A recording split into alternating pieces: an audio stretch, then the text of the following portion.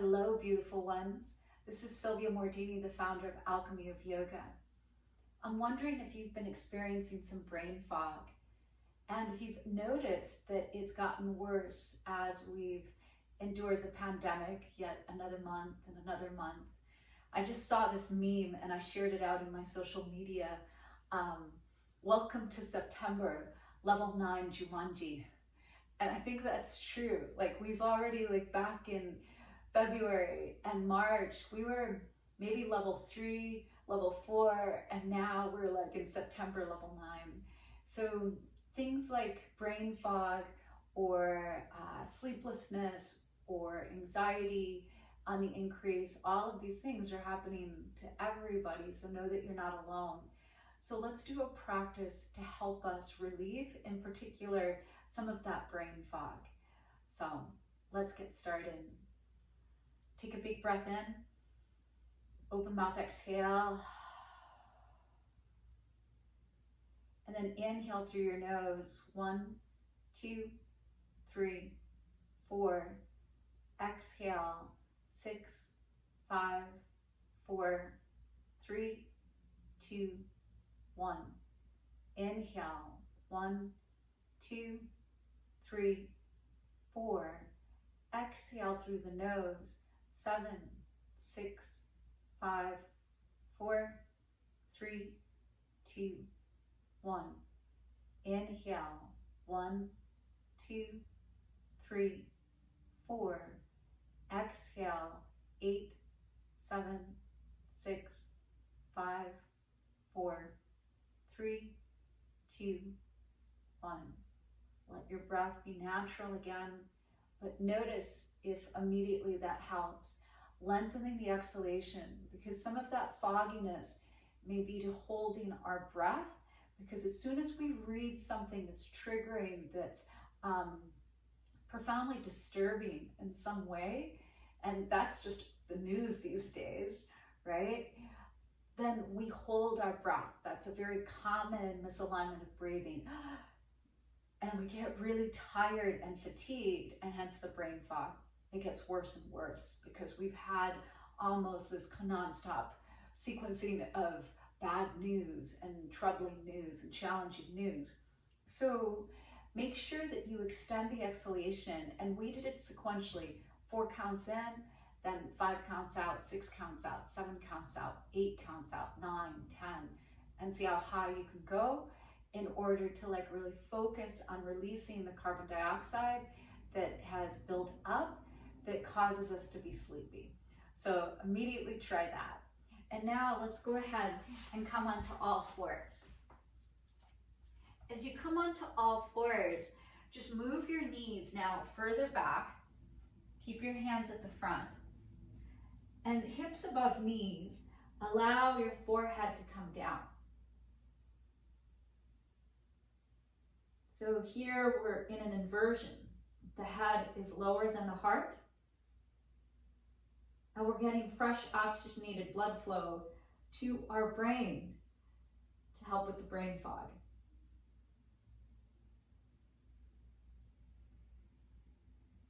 Different than child's pose, where our hips would be on our heels, this diagonal position is even more pronounced. The tilt towards the head more. Now lift your head, lift your eyes. And as you come forward with your hips, just come all the way down, pillow your hands, and let your head rest on your hands. If this feels too high, just do one hand. But if you take your head all the way to the ground, then your neck will likely not be straight. So we're just trying to keep the neck an open channel. So that too is one of the contributing reasons to the brain fog. If we're on a computer and our head is forward of our spine, we're literally going to cut off oxygen. We're going to get more and more tired. So just reteaching the body neutral. Then come into your forearms. Inhale, pull your elbows back and let your heart move forward. And then exhale, just turn your head to look a little to the right. Keep left shoulder steady. Inhale, bring your eyes back to center. And exhale, just a gentle little turn to the left. We're gonna do it more than once, so don't worry. Inhale, center, fingers are wide. Exhale, just turning the head, maybe the chin. Inhale to middle, and exhale. Inhale, center. Exhale, turn your chin towards your right shoulder, almost as if you're gonna look for your right foot. Inhale, center. Exhale, chin to the left shoulder. It might even touch like you're looking to the left foot. Inhale, center. Exhale. Find your fullest range of motion. Inhale. Exhale. Inhale, center.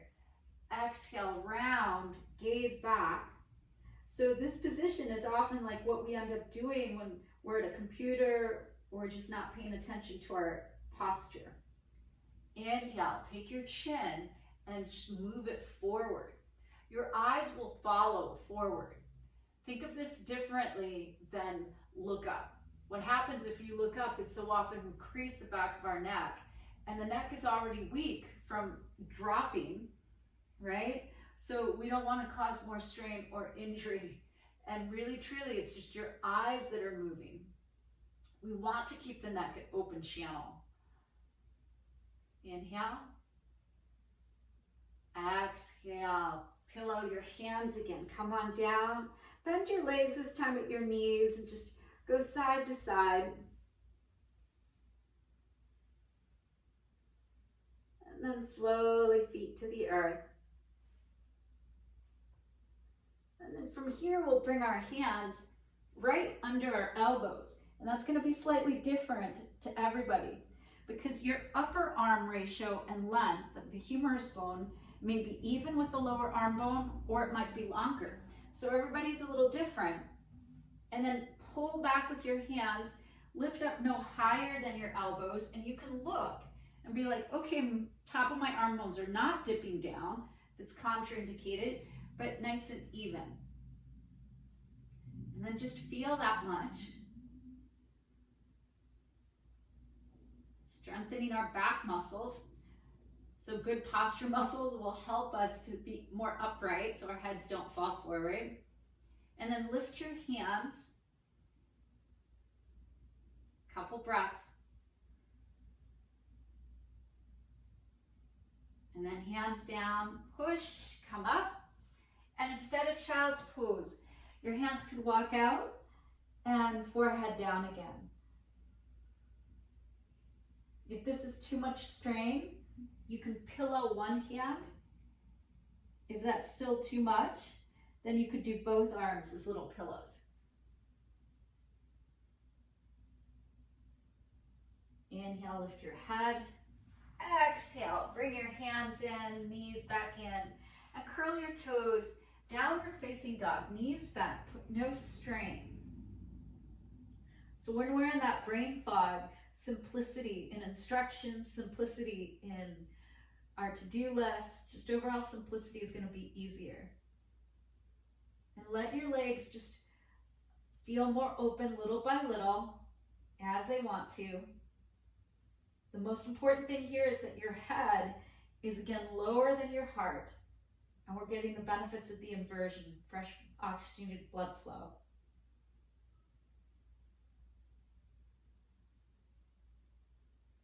Inhale, walk your hands backwards. Soft knees, and take your hands to the back of your head. You're not pulling, they're just resting. And that's going to encourage your neck to be an open channel.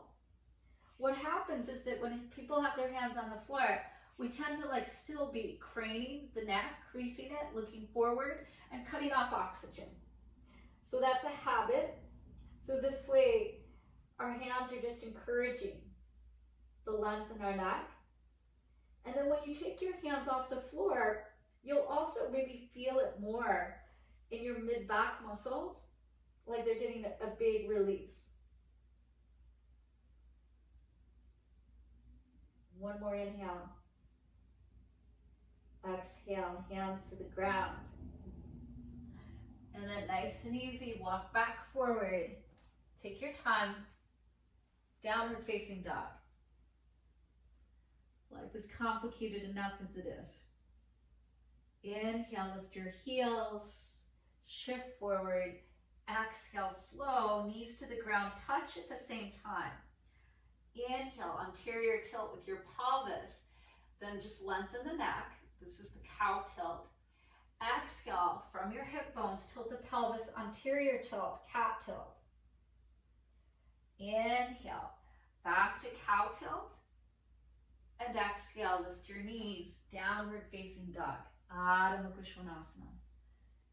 Inhale, exhale here, a couple deep breaths. So as you're here in this position, feel as if your neck is just open and you're just emptying out of any strain. Empty out some of the thoughts so that we can feel like we're making space. Try not to be here solving problems, instead just creating some space. Inhale, come forward. Exhale, knees to the ground. Inhale, cow pose, anterior tilt. And then exhale, squeeze your inner thighs, press your thighs forward, head heavy. Inhale, lift your ears, lengthen your neck, and then exhale, downward facing dog. Inhale, right foot steps forward, left foot steps forward, just nice and easy little steps. And then forward fold, top of the mat. Inhale, come halfway up. Hands could stay on the ground or your shins or your thighs. Lengthen your neck. And then exhale, come down. Inhale, left foot steps back about 2/3 of the way of the mat. This length, toes angle to 11. Inhale, lift and lengthen. If there's anything going on in your low back, you could stay here or exhale, fold. Hands could stay to frame your foot. They could move forward to press back. They could even move backwards and turn your fingers in the other direction. Don't worry about your hamstrings in this position of pyramid. More concerned with getting the inversion and getting just some oxygen blood flow to our head for a prolonged period. If your hands walked anywhere but to the sides, bring them back. Inhale, lift and lengthen. Exhale, step forward. Feet hips distance. Knees could be straight or bent. You decide. And then again, just do that test. Make sure your neck is long.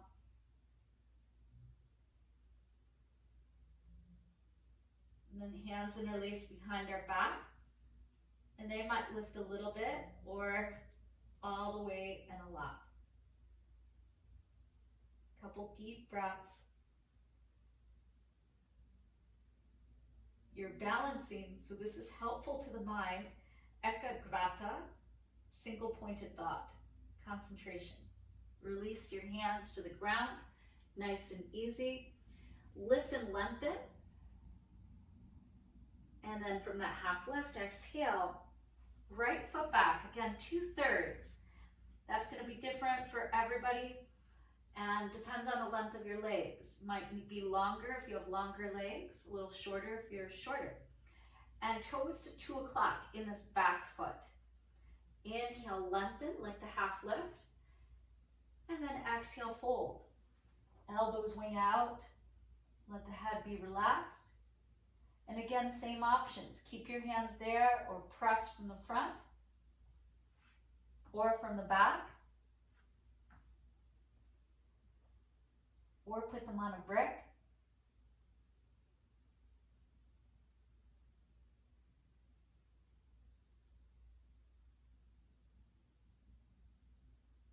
Inhale, lift your head, pick your back heel up, bend your knee a little bit.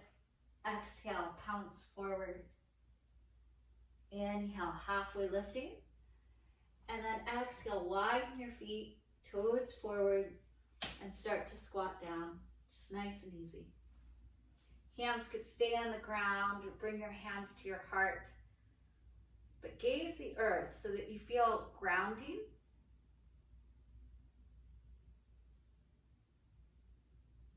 And then hands behind us. Have a seat and immediately come down. Feet stay wide, toes forward, and then exhale to one side. Inhale to center, exhale to the other side. And your arms could just relax anywhere. They could be over the head, straight, relaxed, out to the sides like a cactus or straight, or just on your belly. And because our feet are wide, this feels better to our sacrum.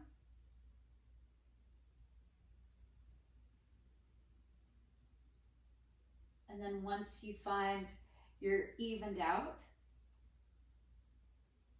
then walk your feet closer together, hips distance, and maybe closer to you. We'll lower our arms if they're not, roll your shoulders underneath you, and see if you can touch your heel with your longest finger. And then from here, find the pelvic tilt that's not all the way lordotic or kyphotic, but somewhere neutral. And then lift your hips 50%, just 50. You're in an inversion. Your head is lower than your heart. And it doesn't have to require that the hips are way, way lifted up.